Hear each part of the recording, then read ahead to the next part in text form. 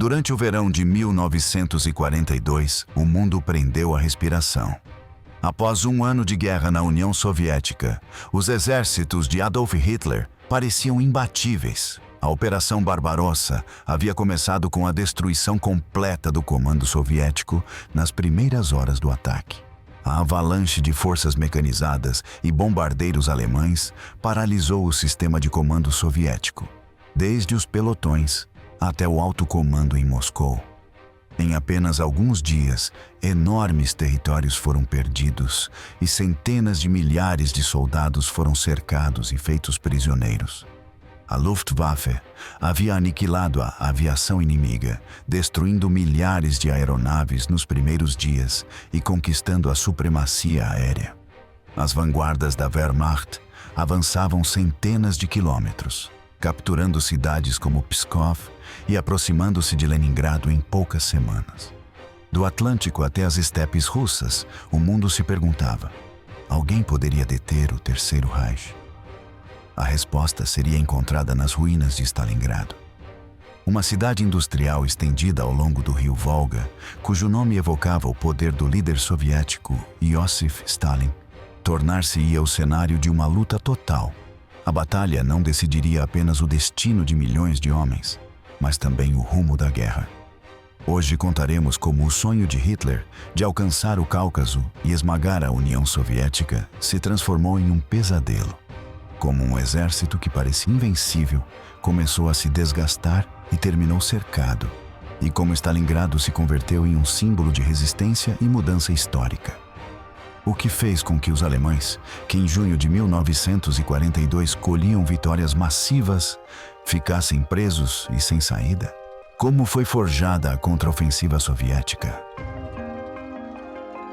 Bem-vindo ao Wartime Archive. O furacão alemão, de Barbarossa ao Volga.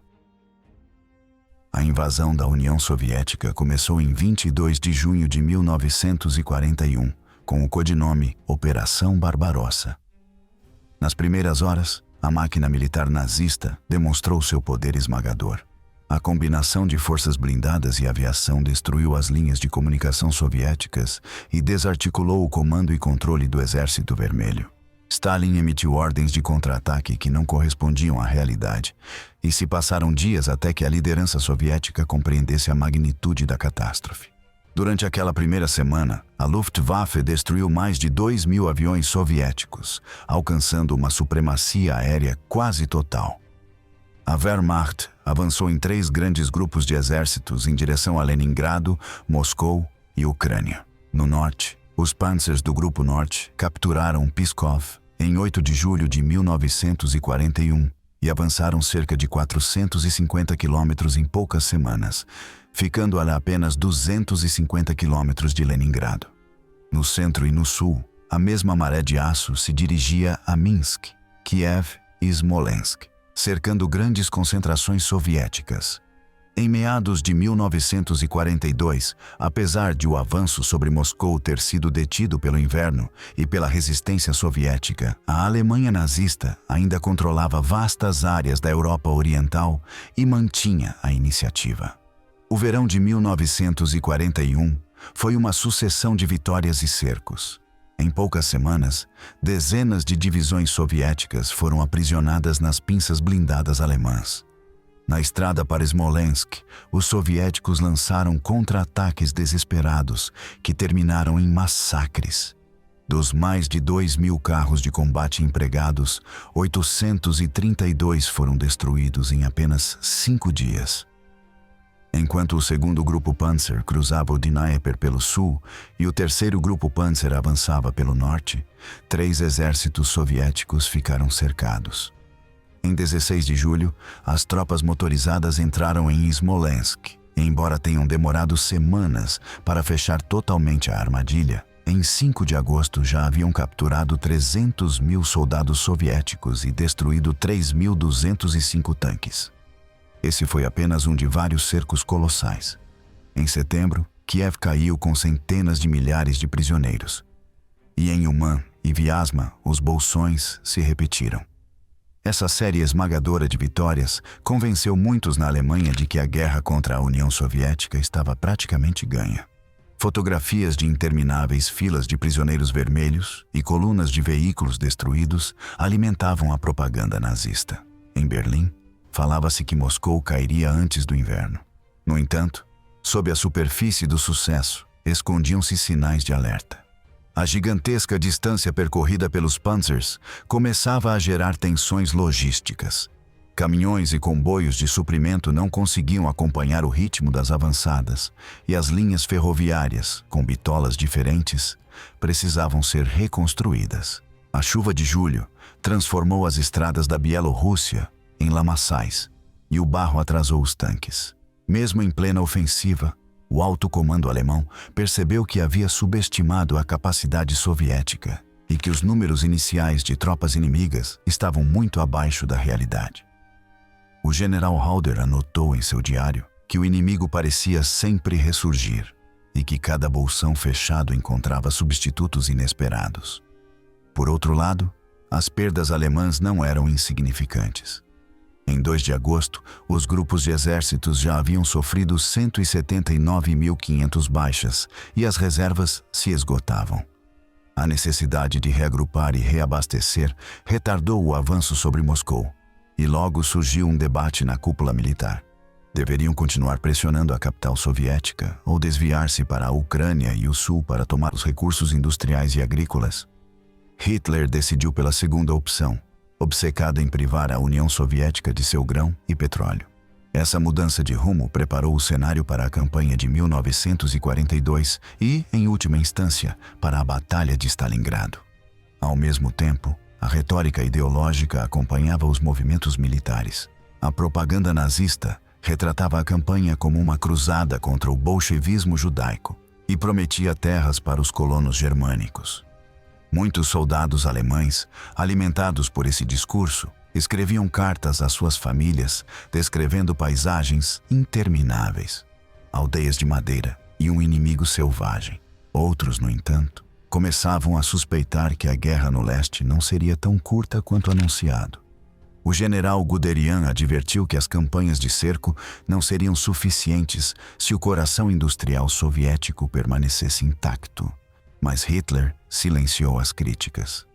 Assim, enquanto o inverno de 1941 a 1942 freava o avanço às portas de Moscou e os soviéticos lançavam sua contraofensiva de Natal, novas ambições eram forjadas em Berlim. Conquistar o Sul e, com isso, garantir a guerra de recursos. Nesse contexto, Hitler decidiu reorientar sua estratégia. A sangrenta batalha por Moscou havia demonstrado que tomar a capital soviética não seria fácil. Em vez disso, o Führer voltou seus olhos para o sul. As estepes ao sul do Don e o rico petróleo do Cáucaso prometiam abastecer o motor de guerra alemão e privar a União Soviética de sua principal fonte de energia. Com essa visão, em 5 de abril de 1942, ele emitiu a diretriz número 41, ordenando a execução da Fall Blau, Operação Azul. Seu objetivo era destruir as forças soviéticas no sul, assegurar os recursos econômicos da região e, se possível, depois girar em direção a Moscou ou ao Oriente Médio. Em 28 de junho de 1942 começou a Fall Blau. As primeiras semanas foram espetaculares para os alemães. As divisões Panzer romperam as linhas soviéticas e avançaram rapidamente até o rio Don. A ofensiva criou a sensação de que as campanhas de 1941 se repetiriam. Von Bock e seus comandantes colhiam sucessos. E Hitler, eufórico, decidiu ampliar sua ambição.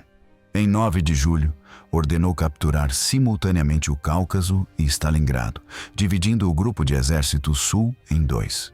O grupo A, sob o comando de Wilhelm List, avançaria em direção aos campos petrolíferos do Cáucaso. O grupo B, agora liderado por Maximilian von Weichs, seguiria para a cidade situada no Volga. Essa divisão sobrecarregou a logística alemã e abriu uma brecha entre os dois grupos, permitindo que algumas forças soviéticas escapassem do cerco. Stalingrado, além de ser um centro industrial que fabricava armamentos e tratores, possuía um significado simbólico e estratégico. Estendida ao longo de 50 quilômetros da margem do Volga, a cidade interrompia o tráfego fluvial que conectava o norte ao sul da Rússia. Conquistá-la fixaria o flanco norte da ofensiva rumo ao Cáucaso e representaria um golpe propagandístico para Hitler ao tomar a cidade que levava o nome de Stalin. A captura de Stalingrado parecia a peça final para garantir o sul e consolidar um corredor de petróleo que alimentaria a máquina de guerra nazista. Assim, enquanto os Panzers se aproximavam do Volga, Hitler prometia a seus generais que a cidade cairia em questão de dias. Plano Azul, ambição e excesso. O começo do verão de 1942 marcou uma nova fase da guerra. A Operação Azul foi subdividida em várias etapas: Blau 1, Blau 2 e Blau 3. Inicialmente, o avanço sobre o Cáucaso foi bem sucedido. Rostov do Don caiu e as pontes sobre o Don ficaram sob controle alemão. Hitler estava tão convencido da vitória que enfraqueceu o Grupo B, transferindo o 4º Exército Panzer de Hermann Roth para o Grupo A, que avançava pelas montanhas do Cáucaso. Essa decisão atrasou o ataque a Stalingrado e diluiu a força alemã em uma frente amplíssima. À medida que os exércitos se aprofundavam no sul da Rússia, a logística tornava-se cada vez mais difícil. As linhas de abastecimento se estendiam por centenas de quilômetros em estradas de terra. Os trens de suprimentos não conseguiam acompanhar o ritmo das forças avançadas. Combustível e munições escasseavam. O calor intenso do verão, a má condição das estradas e a vastidão do território minavam o moral das tropas. Mesmo assim, a ordem de Hitler era clara: Stalingrado e o Cáucaso deviam cair. Para os soviéticos, o ataque alemão ao sul parecia repetir o padrão de 1941, recuar de forma ordenada e evitar cercos massivos. Mas Stalin compreendeu que Stalingrado não podia ser entregue sem luta. Em 28 de julho de 1942, ele emitiu a Ordem número 227, conhecida pela frase "nenhum passo atrás". Essa ordem proibia a retirada sem autorização e reforçava a disciplina com severos castigos. Também impediu a evacuação dos civis. Stalin sustentava que o exército lutaria com mais ferocidade, sabendo que defendia a população. Essa decisão marcaria o tom feroz da defesa. O comando soviético reorganizou a frente. Sob o marechal Semyon Timoshenko, foi formado o Frente de Stalingrado, com os exércitos número 62, número 63 e número 64, além da incorporação da 8ª Força Aérea e do 21º Exército. A estratégia inicial consistia em recuar de forma ordenada, desgastar os alemães e preparar uma contraofensiva. No entanto, a pressão política e a ordem de Stalin de manter-se a todo custo na cidade transformariam Stalingrado em símbolo de resistência. Ruas, fábricas e margens do Volga seriam preparadas para um combate encarniçado. Enquanto as colunas alemãs avançavam para o leste, os generais começavam a perceber que a ambição superava os recursos. Fall Blau fora concebida como um ataque escalonado. Primeiro romperiam as defesas soviéticas no Don, depois avançariam para Voronezh e os campos de trigo do Kuban, por fim, marchariam em direção aos campos petrolíferos de Maikop, Grozny e Baku. As ordens de Hitler, contudo, mudavam diariamente. Quando Rostov caiu, ele exigiu a tomada simultânea do porto de Novorossiysk e das montanhas do Cáucaso, enquanto ordenava que o 6º Exército marchasse para Stalingrado. O resultado foi que as divisões Panzer percorriam jornadas exaustivas de até 100 quilômetros sob calor sufocante, apenas para receber ordens de girar e seguir para outro setor. Esse vai e vem enfraqueceu a capacidade de concentração alemã e expôs os flancos. Os soldados que haviam corrido na lama da Bielorrússia agora marchavam pela estepe abrasada, onde o termômetro chegava a 40 graus e a poeira grudava em tudo. As distâncias eram esmagadoras. De Kiev a Stalingrado havia mais de 700 quilômetros e as estradas eram simples caminhos de terra. Muitos comboios demoravam semanas para entregar combustível e munição, e o consumo dos motores aumentava na planície seca. Os cavalos, ainda essenciais para puxar artilharia e carroças, morriam aos milhares por falta de água. As cartas dos soldados descrevem o sofrimento. Nossos caminhões avançam como navios no oceano, sem sombra nem casas. Bebemos água quente e empoeirada, e sonhamos com florestas e rios. Há momentos em que me pergunto o que diabos estamos fazendo aqui. Hitler, em seu quartel-general, Wolfschanz, estudava mapas e exigia resultados imediatos. Sua obsessão pelos recursos petrolíferos e pela conquista da cidade homônima de Stalin combinava-se com a crença de que o Exército Vermelho estava à beira do colapso. Ele ignorava os relatórios de seus generais sobre os problemas logísticos e a crescente resistência. Ao mesmo tempo, a Luftwaffe era obrigada a dividir-se. Devia apoiar Paulus em Stalingrado, bombardear o Cáucaso e proteger as rotas de suprimento. O general Richthofen, comandante do 4º Corpo Aéreo, advertiu que não poderia manter todas as missões simultaneamente, mas suas queixas foram ignoradas. Do lado soviético, as discussões no Stavka, alto comando, eram igualmente tensas. Alguns generais propunham abandonar a cidade e concentrar forças mais ao leste, mas Stalin rejeitou qualquer retirada. Se dermos aos alemães a margem do Volga, eles se apoiarão nela e nunca sairão de lá. Ele ordenou o envio constante de reforços e criou comitês de evacuação de fábricas. A indústria de Stalingrado começou a ser desmontada e enviada para o interior, enquanto uma parte continuava produzindo armas. A população se dividia entre os que fugiam cruzando o Volga e os que ficavam para lutar. Essa mistura de evacuação e resistência gerou cenas caóticas. Trens carregados de maquinário partindo para o leste, caminhões lotados de mulheres e crianças e, ao mesmo tempo, filas de voluntários se alistando em milícias operárias. A ambição alemã e a determinação soviética criaram um choque de vontade sem precedentes. A cada dia que passava, os mapas nos quartéis alemães se enchiam de vermelho e azul, marcando avanços e mudanças. Os generais em campo buscavam manter a coesão entre divisões de diferentes nacionalidades, já que o grupo de exércitos B contava com unidades romenas, húngaras e italianas com equipamento obsoleto. Esses aliados haviam se unido à invasão com a promessa de recuperar territórios, mas agora se viam defendendo linhas extensas com poucos recursos. Muitos oficiais alemães desconfiavam de sua capacidade e os colocaram em setores secundários, sem saber que seriam justamente os pontos fracos que o inimigo exploraria. Stalingrado em chamas, o assalto alemão. Em agosto de 1942, os exércitos alemães chegaram ao norte de Stalingrado. No dia 23 de agosto, um grupo de vanguarda penetrou nos subúrbios setentrionais. A Luftwaffe, buscando quebrar a vontade dos defensores, lançou um ataque incendiário que reduziu a cinzas os bairros de madeira da cidade. Colunas de fumaça erguiam-se sobre o Volga, enquanto milhares de civis morriam sob as bombas. Para os sobreviventes, não havia escapatória. A ordem de Stalin de não evacuar os mantinha presos entre as ruínas e o exército alemão. No comando do 6º Exército estava o general Friedrich Paulus, considerado um dos melhores estrategistas da Wehrmacht.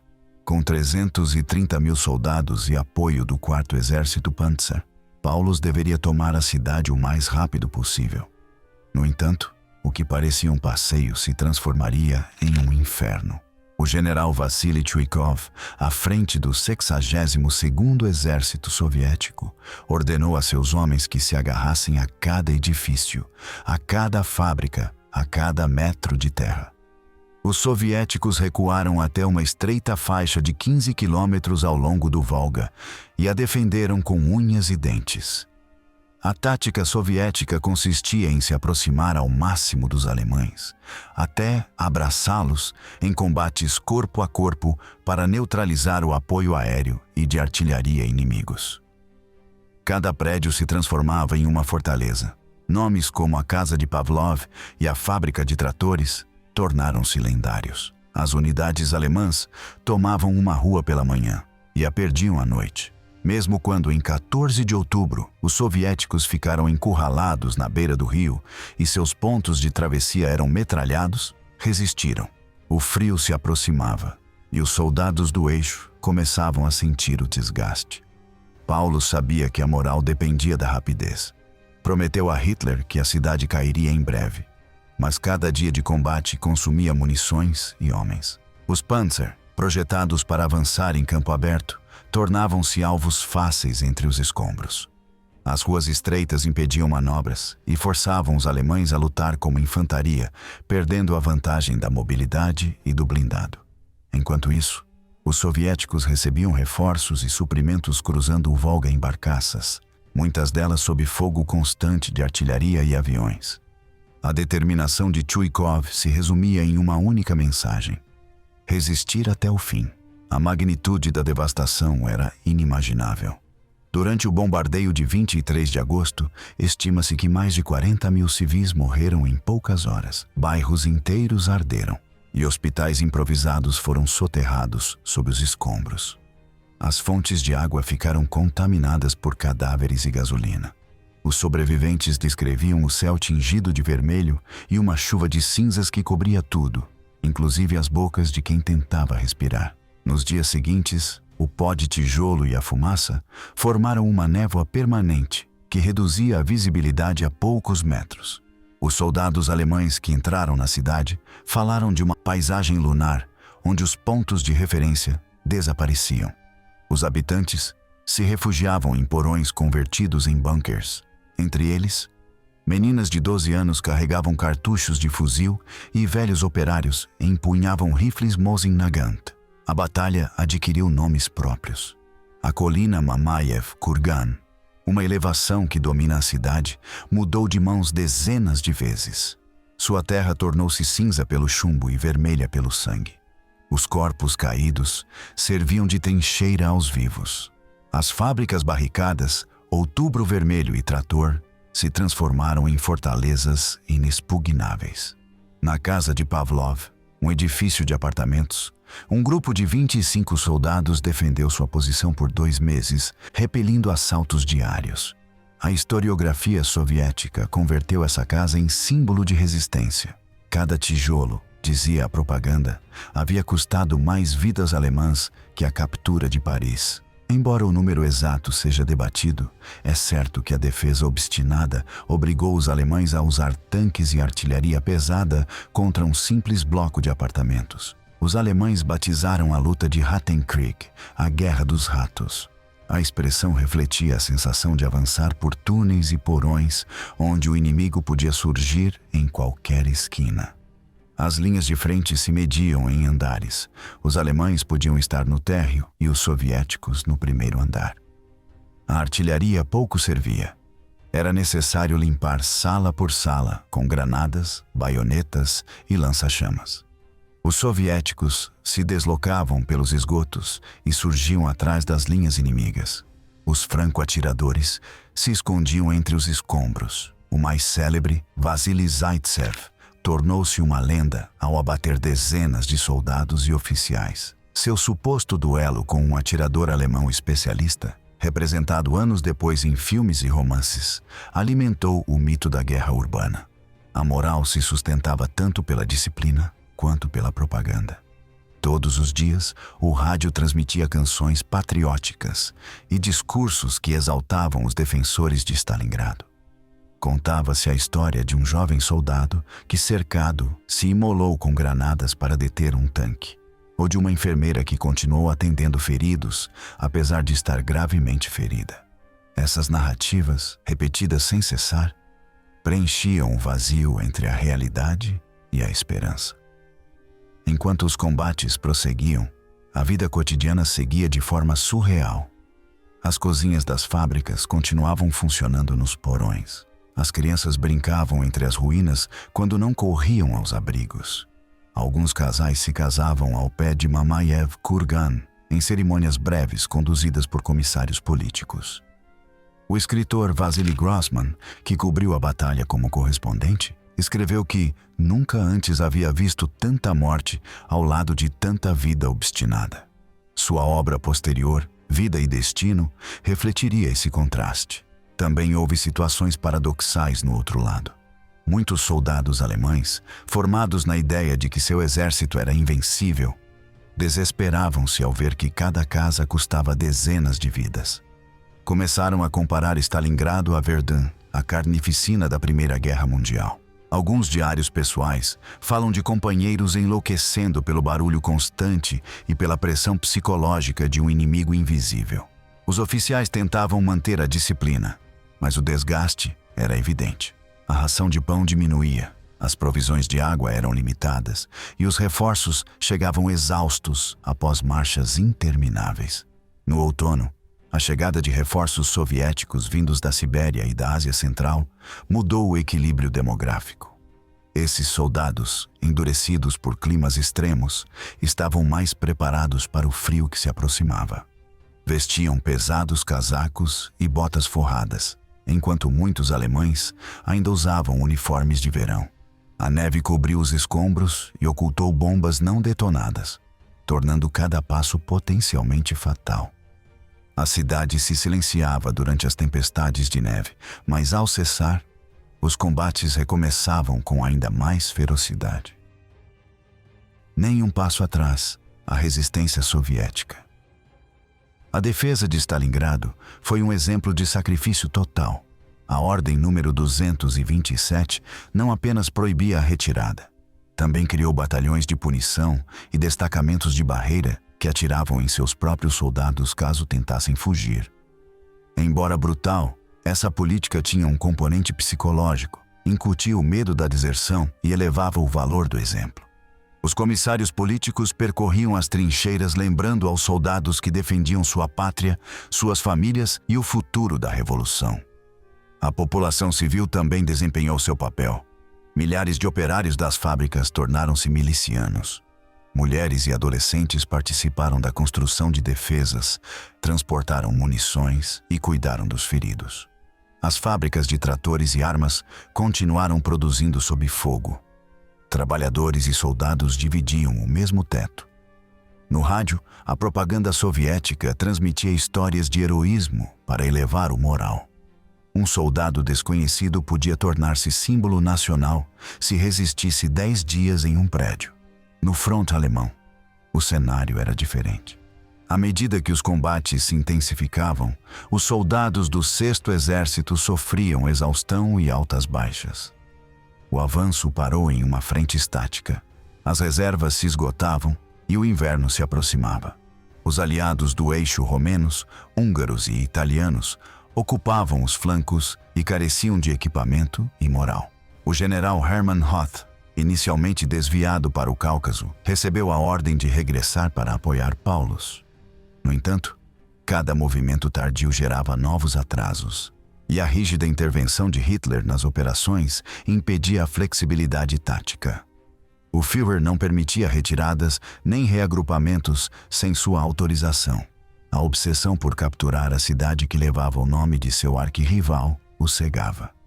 Chuikov aproveitou a indecisão alemã para reorganizar suas defesas.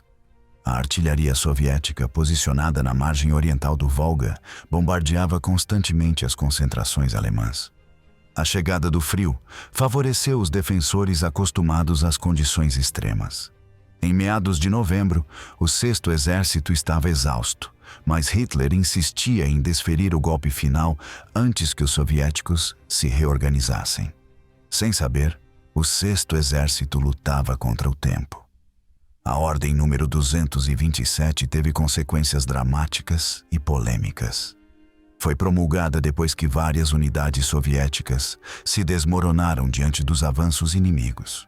O documento estabelecia que os covardes devem ser liquidados no ato, e que os comandantes que retirassem suas tropas sem permissão seriam julgados por tribunal militar. Criaram-se batalhões penais compostos por soldados acusados de covardia ou delitos menores, enviados a missões quase suicidas para espiar suas faltas. Atrás das unidades de primeira linha, foram implantados os destacamentos de barreira da NKVD, encarregados de atirar nos desertores.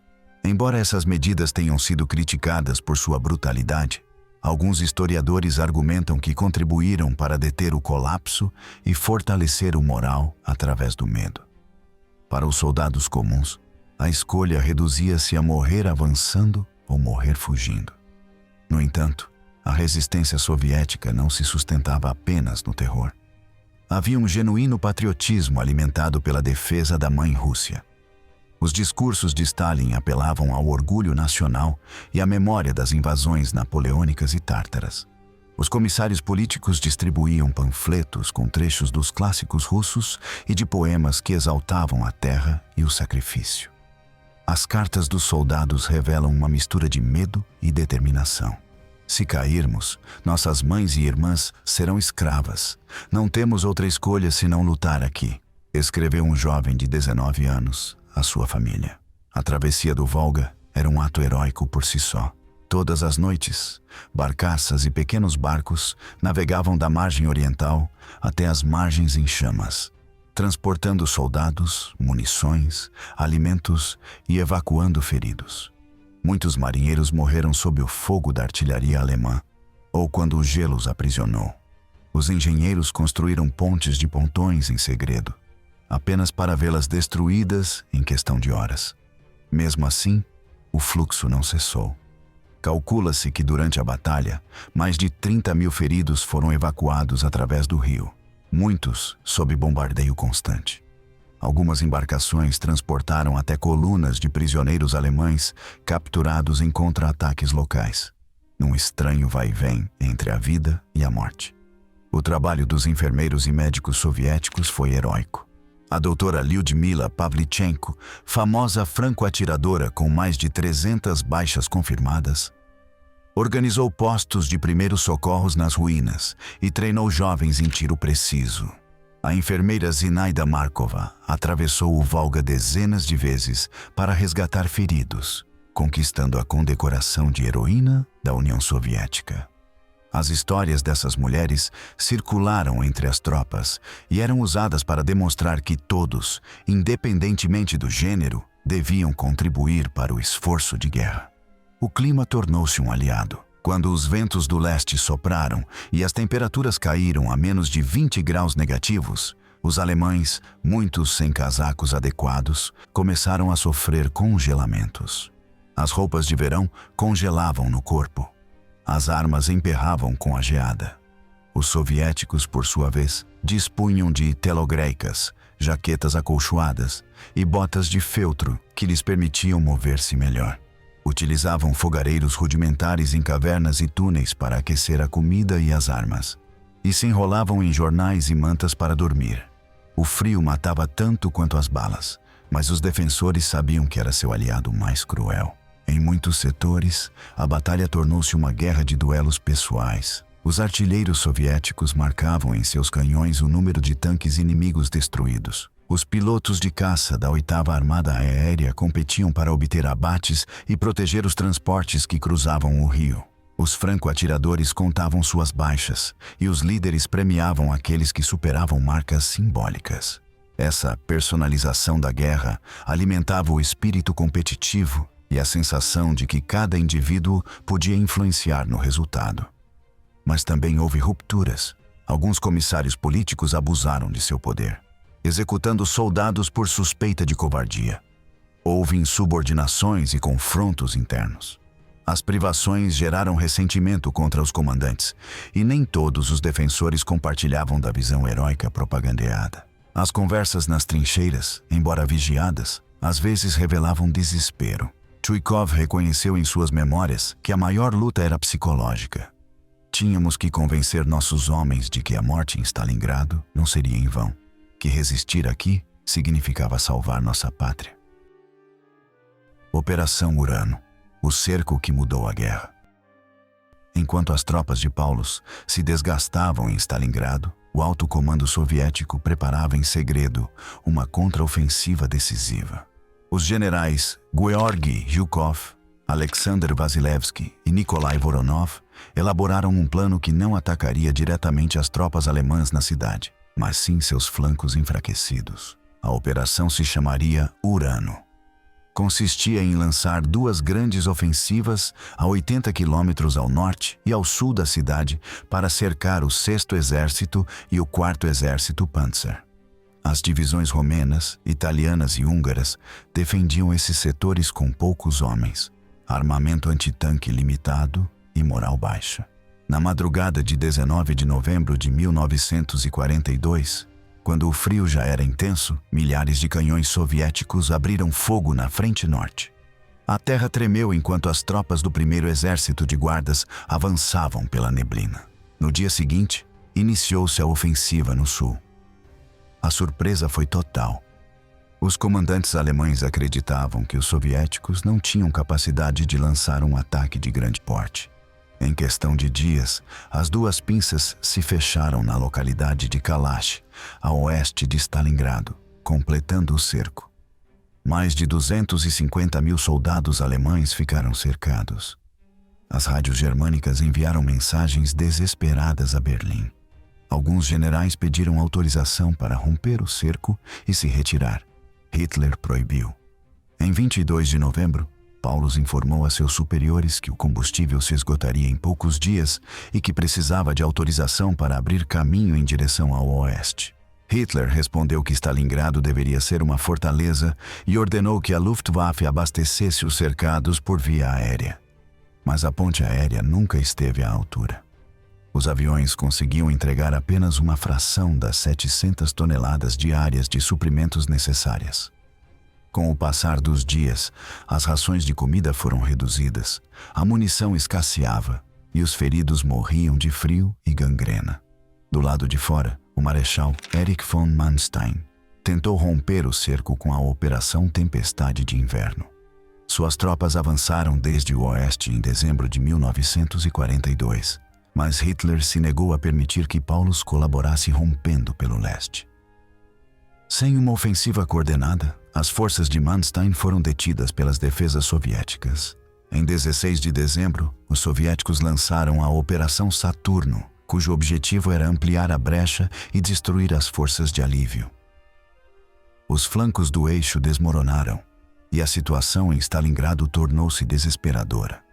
Com o rio Volga congelado, os soviéticos transportavam tropas e tanques sobre o gelo. Dentro do cerco, os soldados alemães morriam de fome e frio. Hitler promoveu Paulus a marechal de campo em 30 de janeiro de 1943, lembrando-o de que nenhum marechal alemão havia sido capturado vivo. Mas o marechal sabia que continuar resistindo significava a aniquilação de seus homens. Em 31 de janeiro, capitulou junto com 22 generais. Em 2 de fevereiro de 1943, os restos de 91 mil soldados alemães se renderam. Desses, apenas cerca de 5 mil regressariam a seus lares anos depois. Consequências e legado. A derrota de Stalingrado mudou o curso da Segunda Guerra Mundial. Até então, o Terceiro Reich parecia invencível. A perda de mais de 800 mil homens do eixo, entre mortos, feridos e prisioneiros, assim como a destruição de um exército inteiro, minou a capacidade ofensiva alemã e sua moral. O mito da invencibilidade se quebrou, tanto na Wehrmacht quanto entre os aliados da Alemanha. Para a União Soviética, Stalingrado transformou-se em símbolo de sacrifício e vitória. A cidade ficou em ruínas. 90% de seus edifícios foram destruídos, e a população civil sofreu horrores indescritíveis. Mas a vitória demonstrou a capacidade de recuperação do povo soviético e consolidou Zhukov e Vasilevsky como heróis da pátria. A propaganda soviética utilizou a batalha para fortalecer a unidade nacional e inspirar novas ofensivas. Depois de Stalingrado, o Exército Vermelho assumiu a iniciativa estratégica, lançando campanhas que acabariam por libertar toda a União Soviética e avançar até Berlim. O impacto na Alemanha foi devastador e não se limitou ao campo militar. As mães alemãs começaram a receber cartas lacônicas de desaparecido em combate, e os jornais, que antes exibiam vitórias, anunciaram pela primeira vez uma luta defensiva heróica. A confiança cega em Hitler começou a ruir. No Berghof, o Führer evitava falar do assunto até mesmo com seus íntimos, enquanto Joseph Goebbels lançava sua famosa Guerra Total. numa tentativa de galvanizar uma população atônita. Como explicar que um exército supostamente invencível havia se rendido? Nos lares alemães, os rumores sobre o frio, a fome e o abandono no Volga se espalhavam como um vírus. Os aliados do eixo também tiraram lições. Em Roma, Mussolini percebeu que sua aposta na aliança com Hitler o havia condenado. Pouco depois, a Itália experimentaria o colapso e a mudança de lado. Em Budapeste e Bucareste, os líderes romenos e húngaros estremeceram ao saber que suas tropas haviam sido esmagadas durante a contraofensiva soviética e começaram a buscar canais secretos para negociar com os aliados ocidentais. O governo japonês, por sua vez, descartou a ideia de atacar a União Soviética pela Sibéria, reconhecendo que os soviéticos não estavam tão enfraquecidos quanto se supunha. Stalingrado também reconfigurou a estratégia dos aliados ocidentais. Em janeiro de 1943, na Conferência de Casablanca, Franklin D. Roosevelt e Winston Churchill proclamaram a doutrina da rendição incondicional, convencidos de que a Alemanha nazista podia ser derrotada. O presidente norte-americano citou a vitória soviética como prova de que a guerra total podia se inclinar. A partir de então, intensificaram-se os bombardeios estratégicos sobre o Reich e preparou-se o desembarque na Normandia. A frente oriental absorvia a maior parte das divisões alemãs, permitindo aos aliados abrir um segundo fronte no oeste. Na frente soviética, a vitória no Volga serviu de trampolim para novas ofensivas. Em julho de 1943, na Batalha de Kursk, o Exército Vermelho rechaçou a última grande tentativa da Wehrmacht de recuperar a iniciativa no leste. A combinação de defesas em profundidade, artilharia e um número crescente de tanques de fabricação própria superou os Tiger e Panther alemães. Após Kursk, os soviéticos lançaram a Operação Bagration em 1944, aniquilando o grupo de exércitos centro e empurrando a linha de frente até a Polônia. Stalingrado havia sido a primeira rachadura. A partir de 1943, essa rachadura transformou-se em fratura que desmoronou o edifício nazista. Para os soldados que sobreviveram ao cerco, o pesadelo estava apenas começando. Aproximadamente 91 mil homens marcharam para o cativeiro, incluindo o Marechal Paulus e seus generais. Muitos morreram nos duros campos de prisioneiros por doenças, fome ou trabalhos forçados. Apenas entre 5 e 6 mil regressariam à Alemanha depois da guerra. Alguns não antes de 1955, em trocas organizadas por Konrad Adenauer. Suas memórias relatam anos de interrogatórios, doutrinação e luta pela sobrevivência. Alguns ex-prisioneiros, como Wilhelm Adam, mudaram de ideologia e se uniram à causa comunista. Outros regressaram com traumas irreversíveis e foram recebidos com suspeita em sua pátria, acusados de colaborar com o inimigo. Para os milhões de civis soviéticos que viveram a batalha, o fim trouxe um longo caminho de reconstrução. Mulheres e idosos, assistidos por jovens pioneiros, começaram a limpar escombros, enquanto os homens que não estavam no front erguiam habitações temporárias com madeira e tijolos reaproveitados. Centenas de fábricas foram transferidas de volta da Sibéria e, em 1947, a cidade renomeada como Volgogrado, em 1961, voltou a produzir tratores e armamentos. O governo soviético declarou Stalingrado cidade-herói, erguendo monumentos e museus que glorificavam a defesa. O mais icônico, a gigantesca estátua da Mãe Pátria, na colina de Mamaev, olha hoje sobre a cidade com uma espada erguida ao céu, recordando o sacrifício de uma geração. Entretanto, a memória de Stalingrado nunca foi homogênea. Durante o stalinismo, exaltou-se o papel do líder supremo, enquanto se minimizavam as atrocidades cometidas pelos próprios comissários. Na década de 1960, sob Nikita Khrushchev, vieram à tona relatos de execuções de desertores e de civis que morriam de fome nos abrigos. Na Alemanha Ocidental, por sua vez, a batalha tornou-se símbolo do trágico destino dos soldados que lutaram por um regime criminoso. Filmes como Hund, Volt e ewig leben, cães. Vocês querem viver eternamente? Mostraram o sofrimento humano. E associações de veteranos de Stalingrado usaram a memória do cerco para defender a reconciliação. Na República Democrática Alemã, a narrativa oficial culpava a incompetência de Hitler e celebrava a aliança com Moscou. Ao nos perguntarmos por que Stalingrado continua sendo uma referência, encontramos respostas na própria natureza da guerra total. Como pode uma cidade se tornar túmulo e berço ao mesmo tempo? Stalingrado foi túmulo para centenas de milhares e berço da vitória soviética. Foi o limite entre a dominação nazista e a esperança de liberdade. Lembra-nos de que a guerra não é um relato glorioso de batalhas heróicas, mas sim uma tragédia humana feita de fome, medo, coragem e erros.